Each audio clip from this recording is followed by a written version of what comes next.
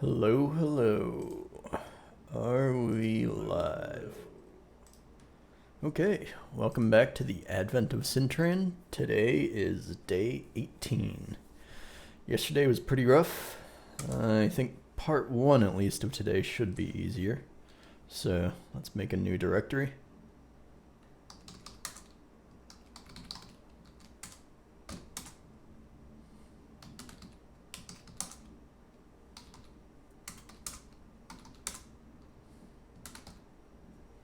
My chat window is not on top. There we go. Now it stays on top. Cool.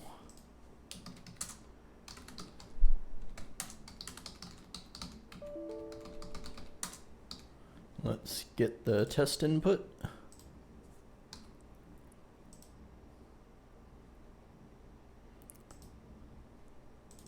So these are the instructions. And I should be able to echo that.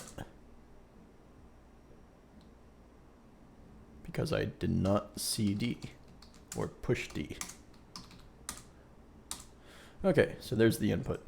It's telling us to move in a direction by a certain amount. So this means move to the right by 6 units, move down by 5 units, move left by 2, down by 2, right by 2. And what this does, it traces a path. So, Callie, you can't be up here. Well, she jumped down by herself before I could pick her up. She'll be back. So right 6, that moves. It starts here. There's no absolute reference frame, but it's from wherever it starts, it moves right 6, and then down 5, and then left 2. So this is tracing out a path in these hash marks. And then what they want is the area enclosed by this. The one thing I don't know, does this count the perimeter, or does it only count the interior points?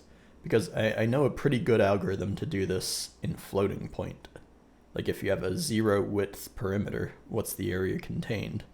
But if this is asking about the integer grid points contained, that might be a little more tricky. So there's this thing called the shoelace algorithm. Or it's something on the Wikipedia page for the shoelace algorithm. I don't know if it actually is. It's the trapezoid formula.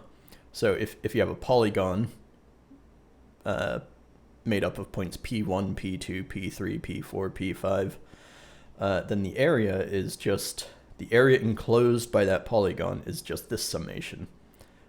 So the term inside the sum, it only depends on 2 points at a time. So basically it's a summation of signed trapezoidal areas. So if you look at the trapezoid formed by any 2 points and the x-axis, some of those will have like positive areas, I guess going from P2 to P3 because it's going to the right, and some of those will have the opposite sign, like P3 to P4 because it's going in the other direction. So some are positive, some are negative, and the math just magically works out so that the total area in the blue is just the sum of all those positive and negative areas. So this is good for floats. Callie, I'm not supposed to be on my desk. This is good for floats. I'm not sure how well it's going to work for integers, but this is what I'm going to try. Let's see what happens. Okay, so we can parse the input. Also, there are colors. This makes me nervous about part 2 because I have no idea where they're going with the colors. Part 1, other than the fact that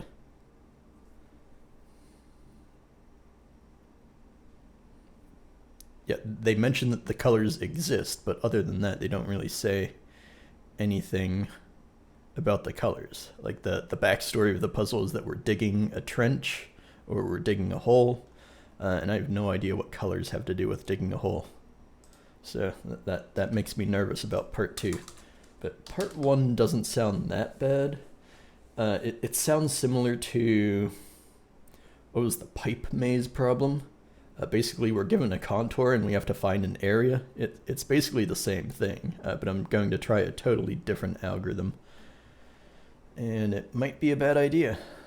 Let's find out. So I think I don't need to save the whole input. I can just operate one line at a time.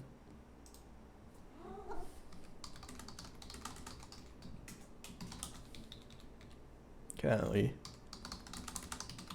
So I'm going to keep track of whether I'm on the first point or not. Golly, you're sitting on my mouse. Come on. This is your final warning. I'll close the door if I have to.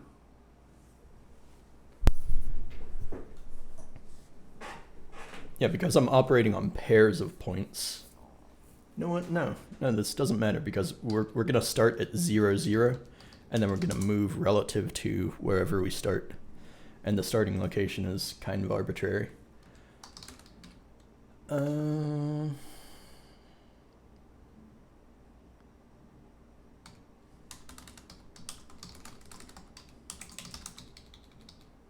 So X and Y are the position, and then X naught and Y naught are going to be the previous positions.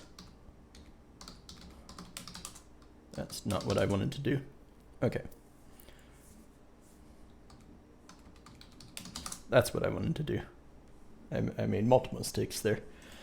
So we read the line, and then how do I have to split this?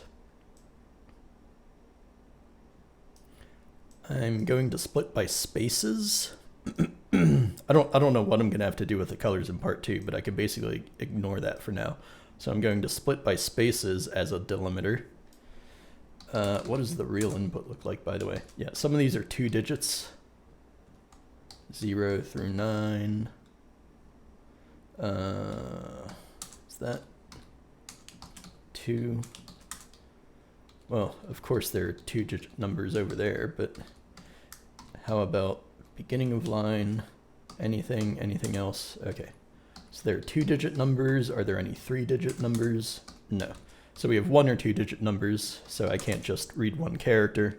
I think the easiest thing to do is split with spaces as a delimiter. So strings is going to be a vector of strings, and I will get that by splitting. Let me open up my utilities function so that I can tab complete everything. We're going to split the string by spaces as a delimiter, and then the direction is going to be strings 0, and the distance, we're going to parse that out of the next string. So that's going to be parse I32 out of strings 1. I think that should work.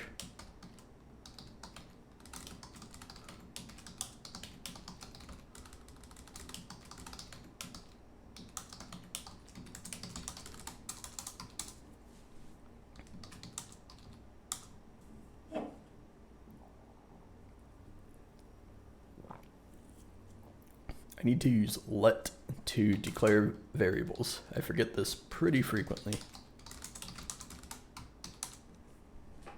Okay, so L2, that gets split into a direction L and a distance 2.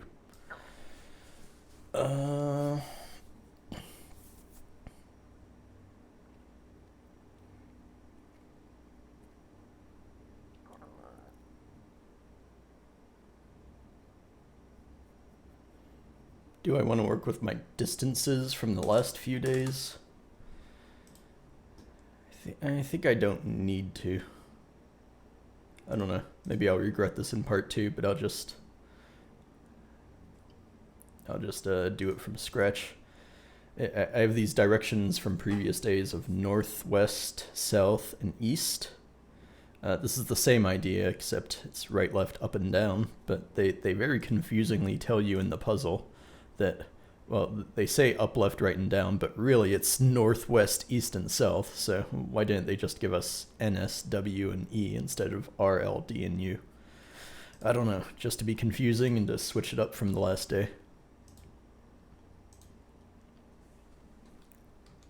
So, we're gonna have like a select case, sort of, except my language doesn't have select case, it just has if and else if.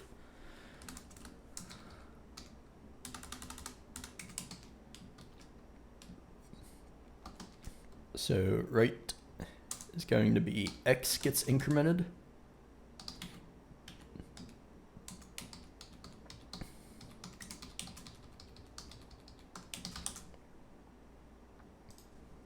Left will mean x gets decremented.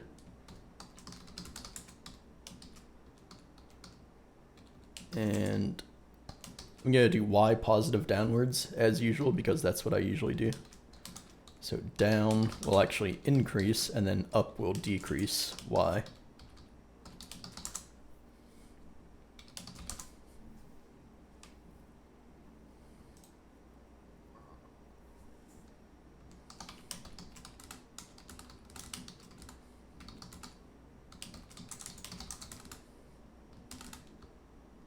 I want to put this at the end.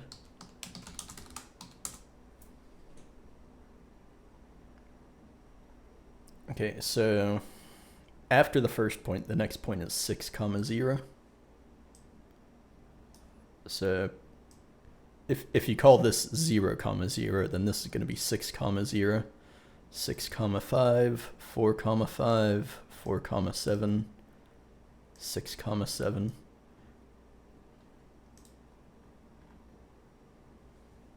And then 6, 9, and then we're going to come back the other way. 1, 9, because this would be 0. This would be 0, so this is 1, 9. Yeah, I think these all look good. And then we end up back at 0, 0. And if the contour is closed, we better end up at 0, 0. Now, we'll see how hard this is to add up the areas.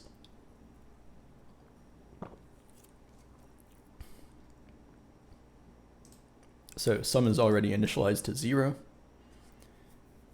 And then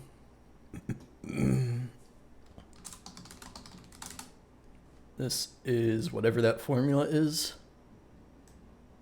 I can't copy and paste that. But thanks to the transparent window, I can actually see it in the background. So it's going to be something times something divided by 2. We have to divide by 2 at the end because it's not even until we multiply these products. So y naught plus y times x naught minus x. And then sum plus equals area. Let's see what that is. I think it's going to be off by a little bit. 42.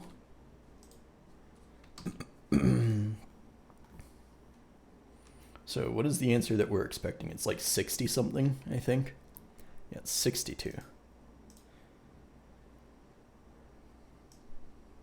So I think I have to add the perimeter or half of the perimeter. Because if you think of there being a floating point right at the middle of this hash mark, then like half, well, the corner case is a bad example. The literal corner case is a bad example. But this one, half of the hash is inside and half of the hash is outside of the actual area that I just calculated as 42. So I think I have to add up like half the perimeter to account for the half of the hashes that are actually outside. I don't know what the corner cases are going to be. It still might be off by like 1 or 2. So let's also calculate the perimeter.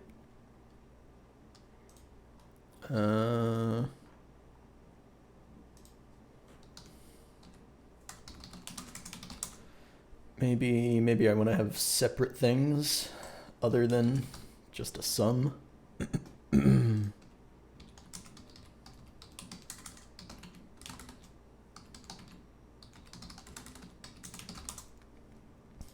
I think that's what my final answer should be, but I have to get this perimeter first. And then area will be plus equals trap area. And in case this formula looks like I pulled it out of my ass, it's because I did, or I pulled it out of Wikipedia.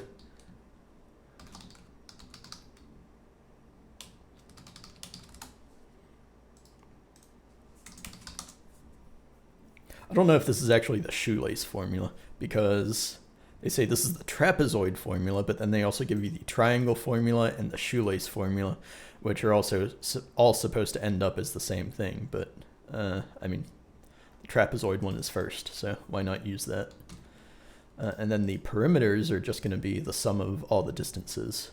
So I need to initialize these things.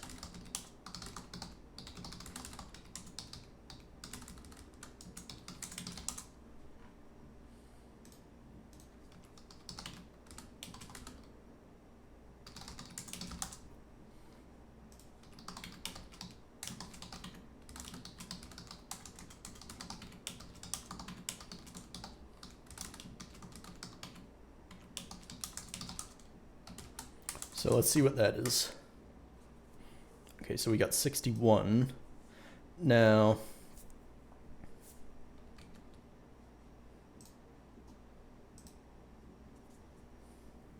what happened?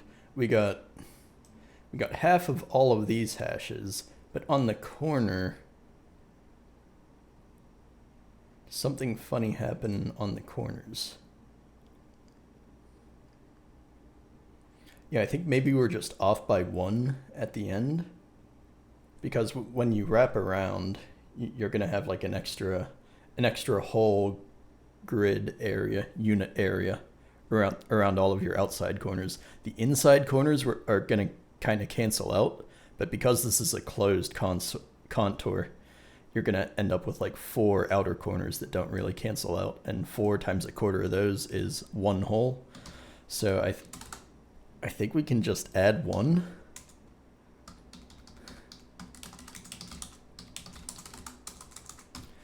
I had this problem yesterday where I got the right answer by coincidence, and then I spent the rest of the day trying to figure out how my code is wrong. So again, this might just be right by coincidence. I have no idea if this method is really correct or not. But the only way to find out is to try it on the real input. So let's see what happens. I have no idea. Wow. I really wasn't sure if that was going to work. All right, part 1 in less than 18 minutes. And I think that's a record for me. And it's on day 18 of all days. These problems are supposed to be getting harder. This isn't something that I'm supposed to be able to solve in 18 minutes. I mean, like, the leaderboard people probably solved this in 1 minute or something crazy, but I am never anywhere near the leaderboard speeds.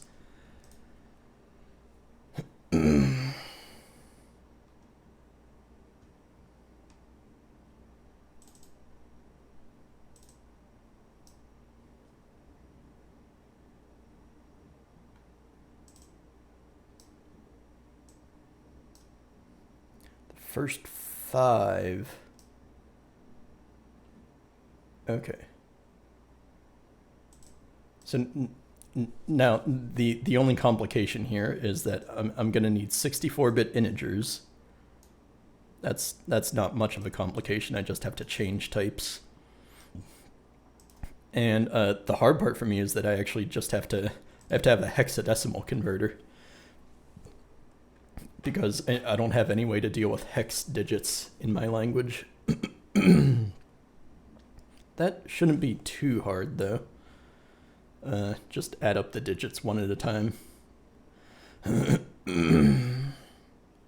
Yeah, I might have like a long if-else, or maybe I can do something clever with an index in a larger string.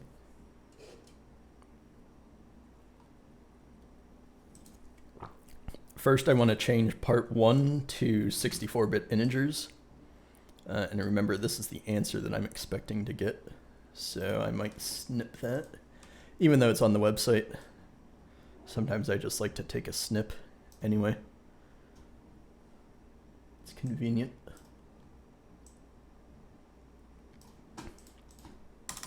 Okay, so can I convert these to all 64-bit integers?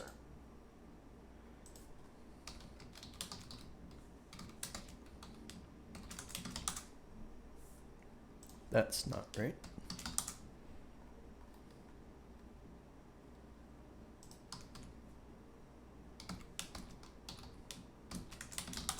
And I think if I just cast the first one, the rest of this expression should cast upwards. And then this might not even be necessary, but this one should definitely be 64 bits. And I'm just converting this one to be extra safe. So I should get the same answer as before. What about the sum? Sum. Perimeter is already 64 bits.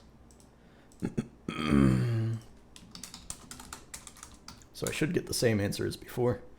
61661. Yep, that's what I just got a minute ago. So that's good.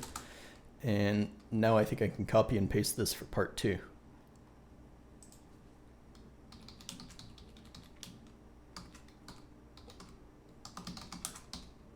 So this will be part 2 now.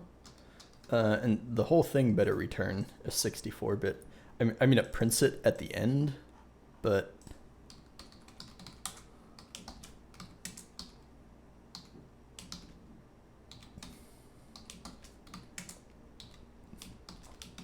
the colors really had me concerned. I thought I was going to have to actually do something with colors, but they're not literally colors. It's just the same data as part 1, but in a different format. Okay, so now I have to call part 2, and this should just run it twice. Yep, you can tell it just took twice as long to run now. And then this should actually say part 2. Okay, so now we have to convert this hex thing. So how does it work? Like 5 digits or one piece of data, and the last digit or the first digit is the other piece of data? I can't remember which is which. So we're still gonna split. And then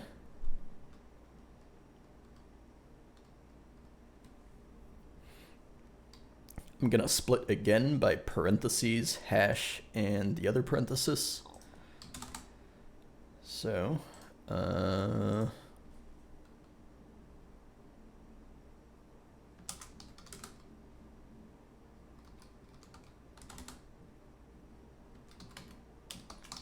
is gonna be strings 2.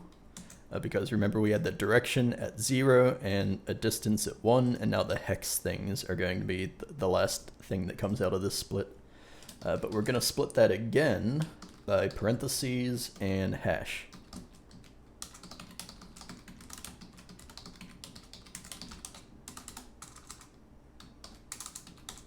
I want to run this on the test data again.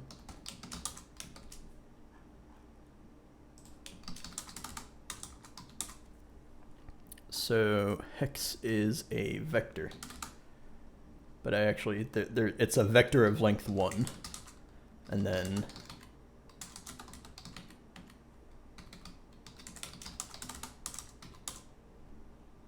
there we go. So 7A2, 1E3, those are all the characters. I didn't miss anything. Okay, and now how does this work? Which digit is by itself? First 5 are the distance, and then the last one is the direction.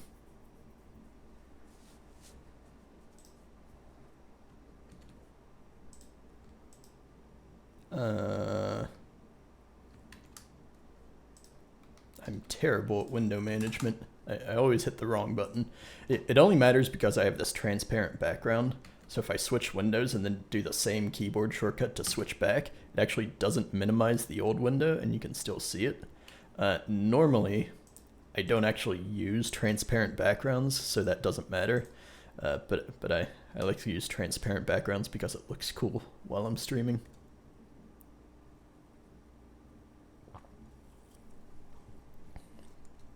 Callie has been unusually calm lately. She stopped desk jumping. I'm pleasantly surprised. So now the direction character is going to be something else. Now it's going to be the last part of the hex. So that's hex 5. It has a length 6, but these are 1-based indices, so it's just hex 5, not hex 6. And now these all have different meanings. So 0 is R, 1 is D.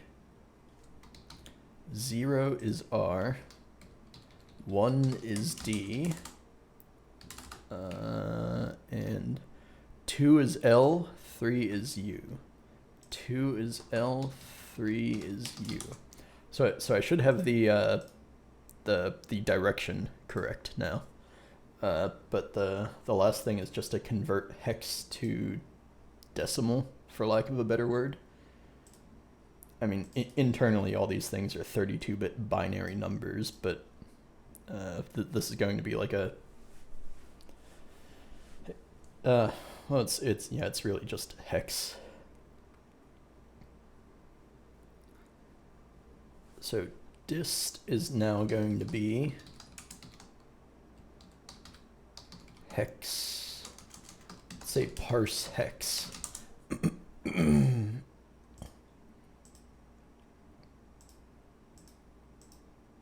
It's going to be hex 0 through 5. This is not inclusive of the upper bound, so this 5 does not overlap with this 5 at all. So now I need to implement this. I think I want to have that as a utility.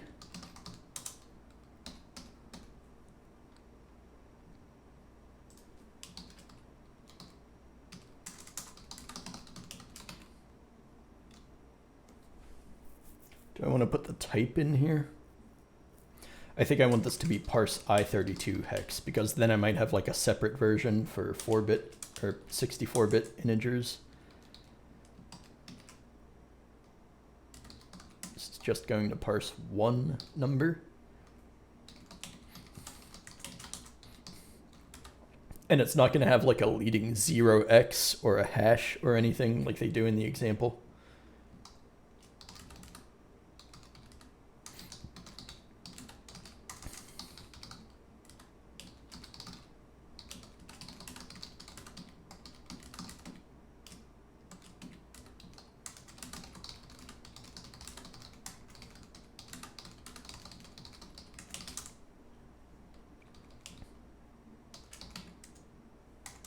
Did I spell characters right?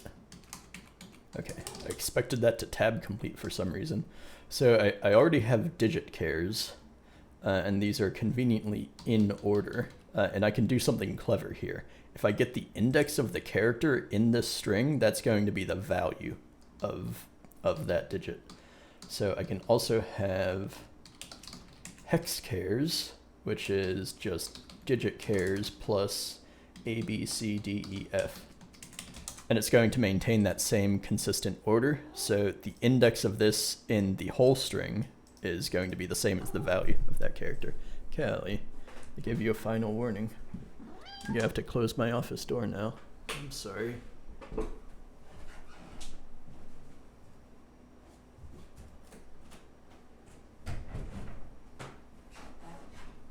Okay. Callie's not going to be out in the cold too long. I have a feeling that I can wrap up this problem pretty quick today. Like the hexadecimal conversion is actually the hardest part of this problem for me, because I got lucky and I just knew the shoelace formula or the trapezoid formula, whatever it is. First of all, I renamed this. So this is parse I32 hex.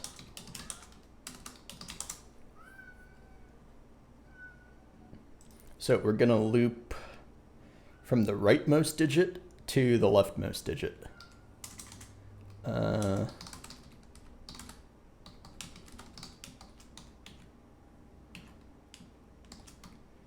So that's not the index that I want. The actual index that I want is going to be the length of the string minus that, and then I think minus 1. Yeah. Because worst case scenario, for the when I is 0, then this would be the length of the string, but I want another -1 after that, because that's as far right as these characters can go. So then the one character from that string is going to be str I, and then we have this other function called index, which scans a string for a digit. So how does that work? It takes the string and then it takes a sub string. Actually, I want scan, not index. So scan takes a string and then a set. A string and then a set.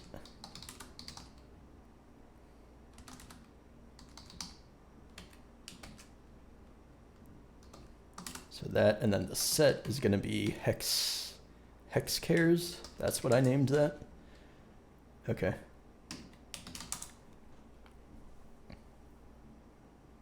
No, I definitely want these in the other order.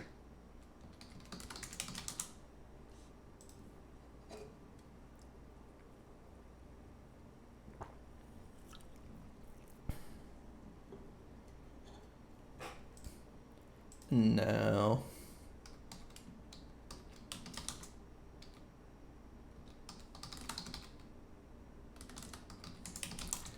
we're just going to sum this up, and it's going to be times 16 to some power.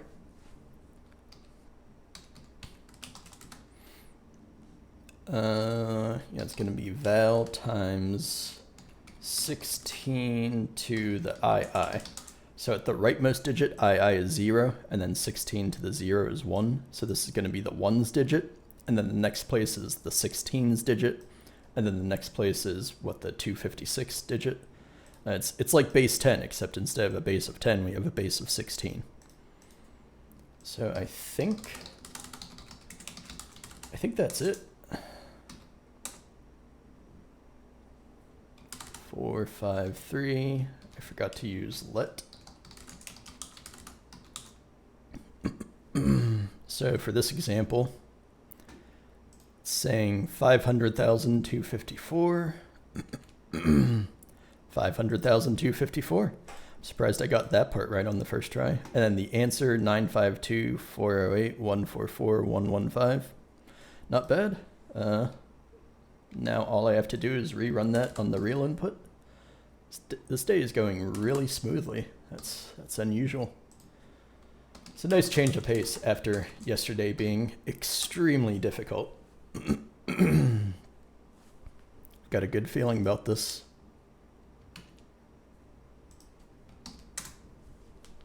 Cool. Now that is a record time for me. Definitely for this year, and maybe a record time for Advent of Code overall for me.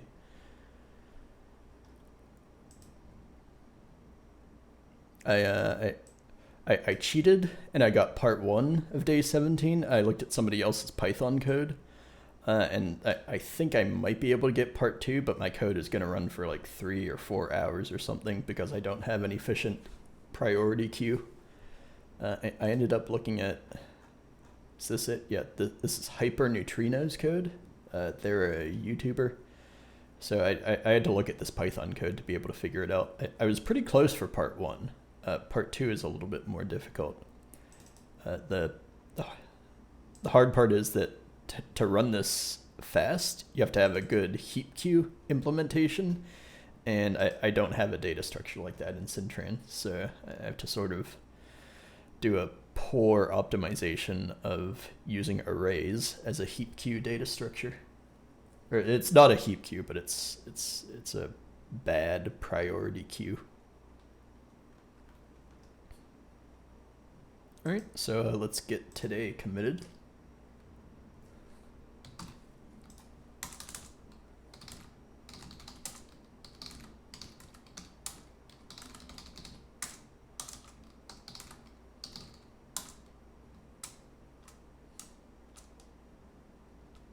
So we have this hex converter helper function. And then this that we wrote for today.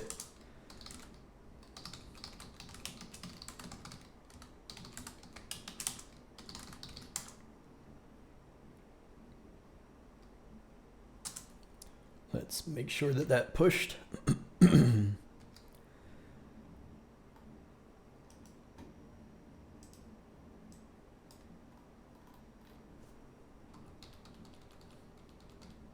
I have a feeling that if you tried to do this using the algorithm that we used for the pipe maze day, which day was that? Is that like 8?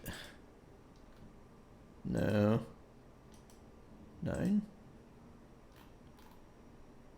I think it was after this, wasn't it?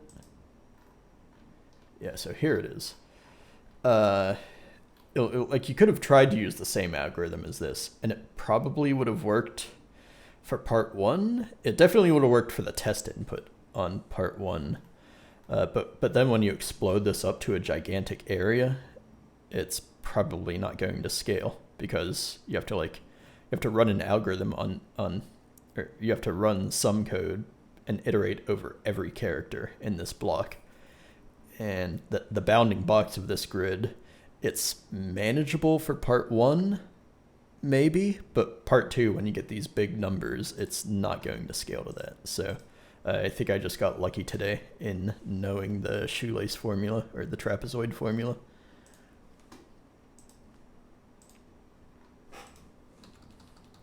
How big is this input? It's like 500 lines, more than that.